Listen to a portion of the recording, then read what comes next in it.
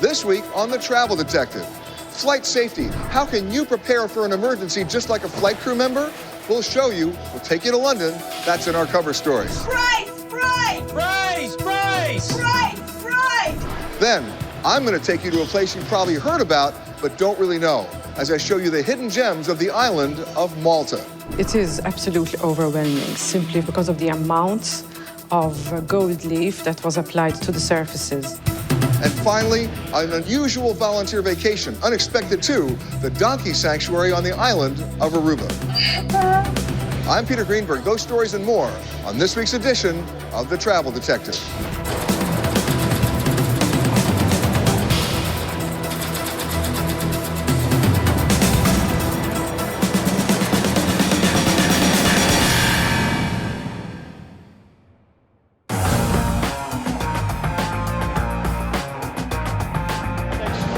Lean forward, lean forward. If you look at the numbers, they're pretty impressive. We just celebrated the best period of aviation safety in the history of aviation. You know what? That's pretty good. But remember this, the absence of an accident should never presume the presence of safety. I'm here at the headquarters of British Airways in London in their flight safety training area. It's called Flight Safety Awareness. It's where their flight crews train. And guess what?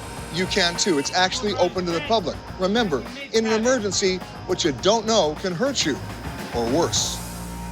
Anyone who's ever flown knows all too well those seemingly endless, boring safety demonstrations. And be honest, how often do you actually pay attention to them? Well, Andy Clubb, a safety instructor for British Airways, says that's your first big mistake. People fly so often these days, it is so easy to become complacent. And that safety demonstration only takes 2 minutes, just 2 minutes. And we say that's the time where you mustn't be complacent. You've got to tune into that safety demonstration.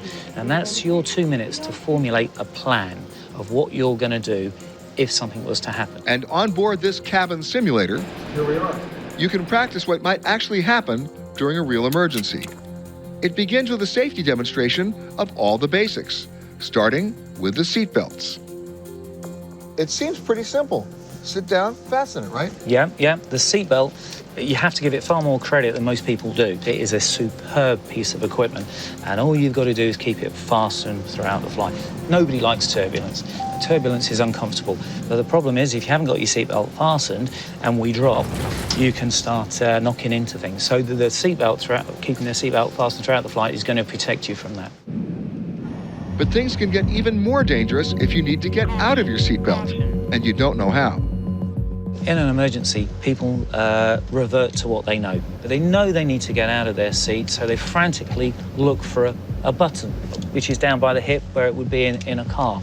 And this is quite a bit different. So what we'd like people to do with the seatbelt is just to practice it a few times. Just releasing it and closing it, releasing it and closing it. Because if they do that 5 or 6 times, what they're actually doing is introducing muscle memory. So if anything happens, they'll go straight to the buckle and release it because they've already practiced it. Okay, so we've got the seatbelts covered. What about the oxygen masks? A lot of people think that in the event of a rapid depressurization and the oxygen masks drop down and you're traveling with your kids, the first thing you do, at least instinctively that I would do, is take that mask and put it on my kid first before I put it on me. Yeah. And you say, absolutely not. Definitely. People think that on the ground, they can hold their breath for a minute, maybe a minute and a half, maybe even 2 minutes. The time of useful consciousness at about 35,000 feet is only about 15 seconds. So you've got to get that mask on you first. Very quick, because after that, hypoxia is setting in, and that's lack of oxygen. If you start looking after the children and fumbling around, by the time you've looked after them, you might start to become hypoxic, and your children might not be aware that they then need to look after you. And that's not the way it's supposed to be. Exactly. And if it's ever necessary to evacuate the plane, you need to know just how far away your exit is by counting the seats ahead of time. If we were to get any sort of smoke or fumes in the cabin, one of the first senses you're going to lose is your sense of sight. So although you might not be able to see your way out of an aircraft, you can certainly feel your way out of an aircraft. And it's not knowing where your closest exit is, but it's also knowing where the alternative ones are. Just always have a backup plan. And if you don't know how the overwing exits open, you're not going to get out. And what about that rare event of an over-water landing? Think you'd know what to do? One of the classic errors passengers make happens to be with a life preserver. Now, I'm going to presume you know where it is, and I'm going to presume you know how to put it on. So you take it out in the event of an overwater landing. So far, so good. There it is. You put your head in. All right, you're set to go, right? But here's the problem. In an overwater landing, you do not want to inflate it inside the cabin. You know why? Because you're not going to get out. You're going to go up, and that could be the end of your life. So, you've got all the safety tips down. Now, let's put them to the test. This is the captain. This is an emergency. Brace! Brace! Brace! Brace! Brace! Brace! Brace! Brace! Brace!